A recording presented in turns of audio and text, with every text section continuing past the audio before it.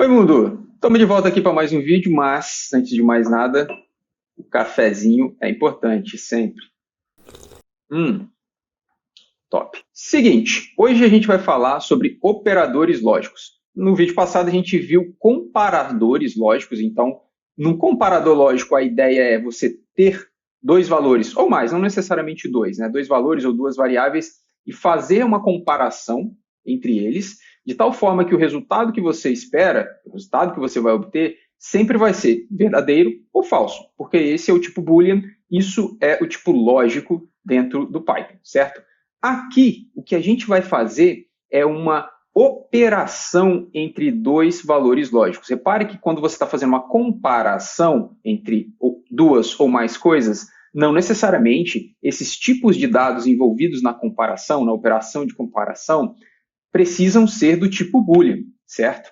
Mas quando a gente fala de operação lógica, aí sim, tipicamente, o que a gente espera é que os elementos que vão ser operados por um operador lógico sejam do tipo Boolean, já sejam ou verdadeiro ou falso, ok? Isso é um detalhe importante. Mas, antes da gente mergulhar no vídeo, eu quero reforçar mais uma vez que nós temos o nosso repositório no GitHub. Tudo que você vê eu fazendo aqui, você pode repetir manualmente, fazer você mesmo, né? Tentar ir pausando o vídeo, copiar e fazer do seu jeito aí. Ou, se você quiser, você pode obter exatamente o mesmo código, exatamente o mesmo arquivo que eu estou desenvolvendo aqui ao longo de cada vídeo, através do nosso repositório no GitHub. Segue o link que está aqui embaixo. Lá tem um passo a passo de como você pode fazer o download do repositório, tá? Mesmo que você não entenda nada de Git, nunca ouviu falar de Git, não sabe o que é Git, lá tem um passo a passo que você pode seguir, ok? Então, Git é uma coisa que vai estar em outra série de vídeos, a gente não vai falar sobre isso aqui, né, na série de vídeos sobre Python iniciante, mas é algo muito importante, é algo que você deve aprender se você ainda não sabe, e se você ainda não sabe, não se preocupe, lá tem um passo a passo que você pode seguir, que vai dar boa, beleza?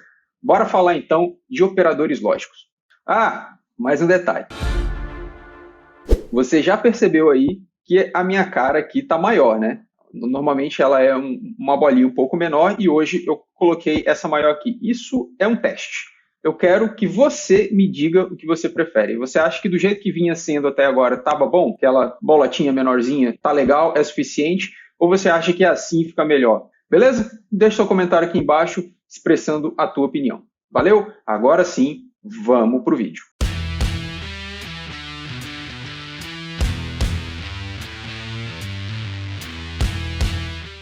Show de bola! Operadores lógicos. Assim como os comparadores lógicos, o operador lógico ele também produz como resultado o tipo Boolean, tá? Algo verdadeiro ou falso. Apesar de que os elementos que fazem parte da comparação na comparação lógica não necessariamente precisam ser do tipo Boolean, o resultado final sempre é do tipo Boolean.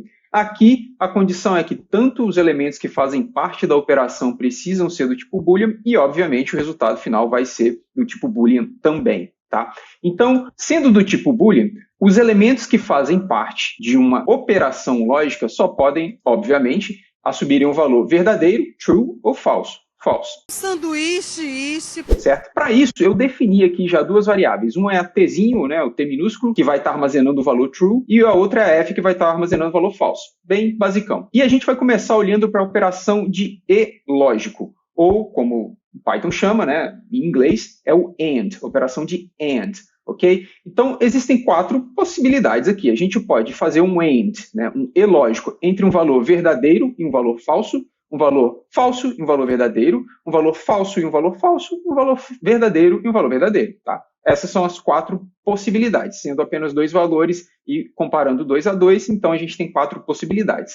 E é exatamente isso que nós vamos fazer nesses quatro print statements aqui, tá? Vamos dar só uma dissecada aqui nesse primeiro, porque todos eles seguem a mesma lógica, mas vamos olhar o que a gente está fazendo. A linha 129 é um comando print, em que o primeiro parâmetro é uma string, em que eu escrevo true and true, dois pontos, e o segundo parâmetro é uma operação lógica entre o valor t e t de novo, né? Como a gente viu aqui em cima, o t está armazenando o valor true, então basicamente o que eu estou fazendo é o que essa string está me dizendo aqui. Eu estou fazendo um e lógico entre verdadeiro e verdadeiro. É isso, certo? Só quero reforçar uma coisa que eu já disse no vídeo anterior. Essa vírgula aqui é o que fala para o Python que há uma separação, há uma divisão. O que está antes da vírgula é um parâmetro, o que está depois da vírgula é outro parâmetro. Se tivesse mais vírgulas aqui, esse seria um terceiro parâmetro. A função print pode receber uma quantidade infinita de parâmetros, digamos assim, melhor dizendo, uma quantidade indeterminada de parâmetros, mas aqui nós estamos passando apenas 2. Lembre-se também que o comportamento padrão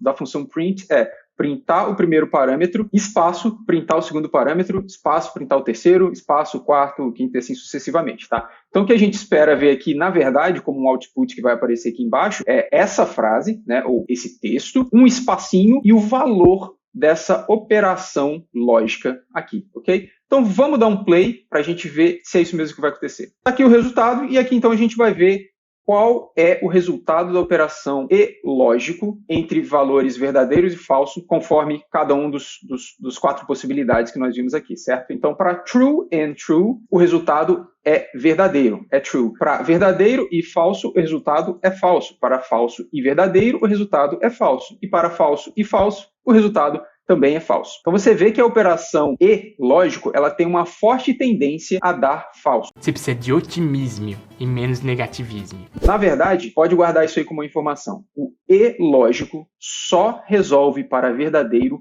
se todos os elementos da operação forem verdadeiros, certo? Aqui, essa comparação está sendo feita diretamente entre valores booleans, T e F. T sendo true, F sendo falso, ok? Mas repare que, na verdade, não necessariamente eles precisam ser diretamente um valor literal boolean. Eles podem ser uma comparação lógica, como a gente viu no vídeo anterior, que vai resolver para um boolean, certo? Então, eu poderia, por exemplo, trocar T e F aqui nessa comparação, por exemplo, para A igual a A e 1 menor do que 2. Repare que A igual a A vai resolver para verdadeiro. E 1 menor do que 2 também vai resolver para verdadeiro, certo? Então, isso efetivamente é o mesmo de fazer o que eu estava fazendo antes, que era T e T, certo? Eu vou até dar o play de novo e você vai reparar que o resultado aqui nessa primeira linha, né, vai ser exatamente o mesmo.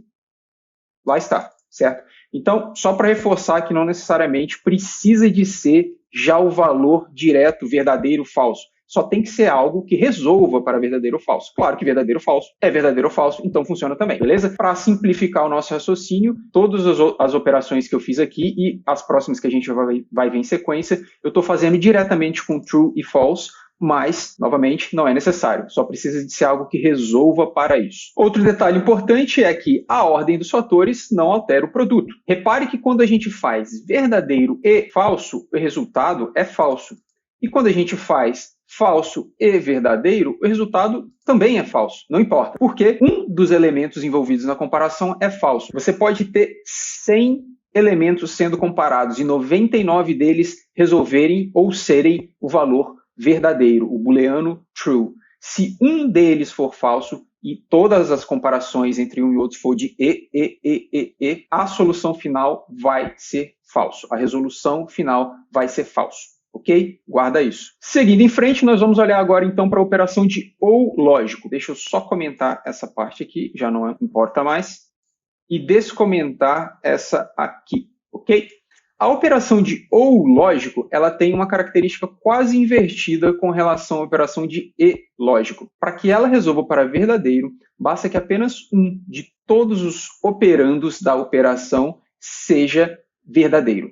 Ok? Então, no e lógico, a gente tinha que, se apenas um for falso, o resultado final vai ser falso. E no ou lógico, a gente tem que, se apenas um for verdadeiro, o resultado final vai ser verdadeiro. Ah, mas eu estou muito otimista. Tem que ser assim. E é isso que a gente vai olhar aqui, novamente, certo? Então, nós temos os mesmos 4 print statements com T e F, só que aqui é uma operação de OR. Repare que antes a gente tinha um AND, aqui nós temos um OR. O OR é o operador lógico OR dentro do Python, certo? Então, vamos dar um play aqui e ver qual é o resultado. Vou lá. Você lembra que no resultado anterior a gente tinha 3 falsos e 1 verdadeiro. Aqui, como eu disse, é o contrário. Nós temos 3 verdadeiros e 1 falso, porque o resultado só vai ser falso se todo mundo for falso. Se apenas um dos operandos forem verdadeiros, nós temos verdadeiro, certo? Simples, básico. Bora para o próximo. Comentei, descomentei. Aqui nós vamos olhar agora para a operação de inversão ou de negação lógica, que é algo muito fácil de entender. A negação lógica ou a inversão lógica, ela faz exatamente isso, ela inverte o valor de uma operação, ou inverte o valor lógico. Se uma operação iria se resolver para positivo e eu nego ou eu inverto ela, o resultado vai ser falso, negativo. O contrário também é verdade. Se fosse dar negativo e eu inverto, ela passa a dar positivo. Vamos ver isso na prática. Eu tenho T. O T é true, positivo, e eu tenho F, que é falso, certo? Então, se eu mandar imprimir apenas T, obviamente eu vou ter na tela positivo. E se eu mandasse imprimir apenas F, obviamente eu ia ver na tela negativo, false. Mas como eu coloquei um not na frente, e esse é o operador de negação, o valor vai ser trocado. Vamos dar um play e ver isso na prática. Not true é igual a false, e not false é igual a verdadeiro, certo? De novo, bem fácil, bem simples. E como que a gente usa isso dentro do Python? Vamos ver a operação de negação em conjunto com a operação de e-lógico. Então, a gente já viu o e-lógico, a gente já viu a negação, nós vamos juntar as duas coisas agora. Existe um nome específico para isso dentro da ciência da computação, que é a operação NAND. É o não AND, certo? Ou not AND, que é exatamente a mesma operação de AND, porém agora negada. Vamos descomentar essa parte e repare que aqui a lógica é, primeiro eu crio uma variável named valor e valor, né? No caso aqui, então, a gente está começando com true e true, então a gente antes tinha a operação AND T e T. Agora eu tenho a named T e T, certo? Então eu quero o not T e T, depois eu vou fazer o not T e F, depois o not F e T e depois o not F e F, certo? Essa é a lógica desses print statements aqui, só que para ficar um pouco mais fácil de ler, primeiro eu crio a variável que vai armazenar o resultado do named, e depois eu mando imprimir essa variável junto com, né, um texto que representa a operação que eu estou fazendo. Dando play aqui de novo para a gente ver. Está aqui o resultado, eu mantive aqui a operação de negação do verdadeiro puro e do falso puro, só para servir como referência. E aqui nós vemos, antes a gente viu que a operação de true and true dava true, obviamente, certo? Como ele tem um not na frente agora, esse valor é invertido para falso. E assim para verdadeiro e falso e falso também, certo? Repare que teve um bugzinho aqui, eu esqueci de colocar um not bem aqui, ó.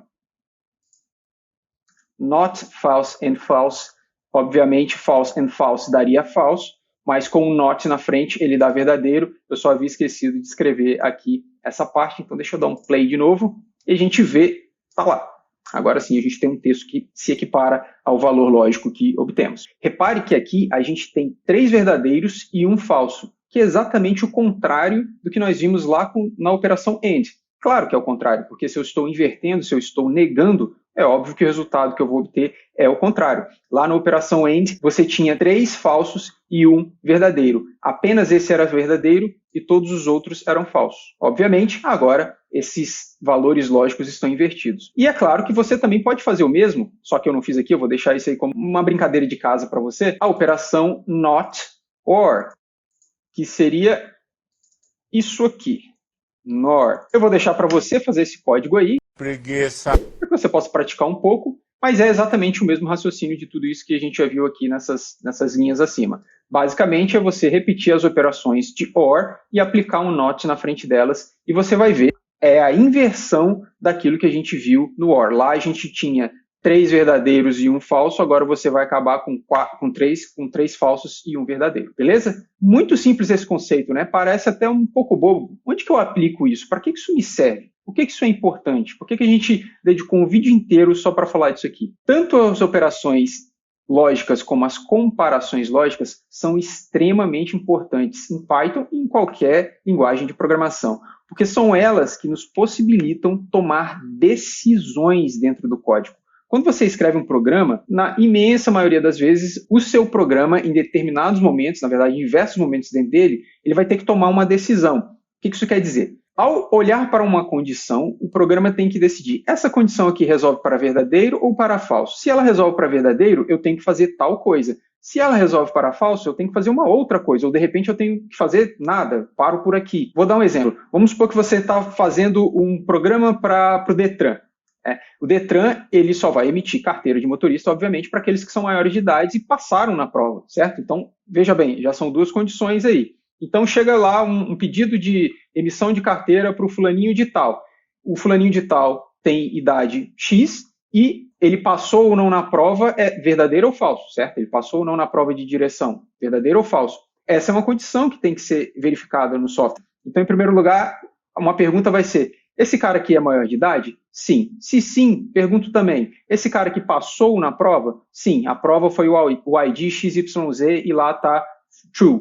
Por quê? Porque ele passou. Então, nesse caso, sim, eu emito a carteira. Mas se uma dessas duas condições for não, então eu não emito a carteira.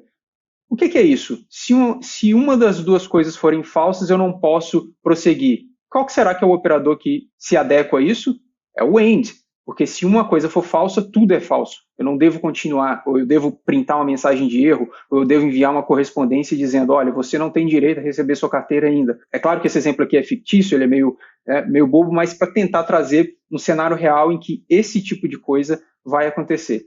99% das vezes, quando você estiver desenvolvendo um código, em múltiplos pontos dentro desse código, vai ter que haver uma estrutura de tomada de decisão. Isso é uma coisa que a gente ainda vai ver, mas para a estrutura de tomada de decisão acontecer, é necessário que uma operação lógica ou comparação lógica entre em ação e me dê um resultado lógico, um verdadeiro ou um falso, para eu saber o que eu faço ou não. Então é isso, galera. Esse foi o vídeo de hoje. Meu cafezinho já está no final.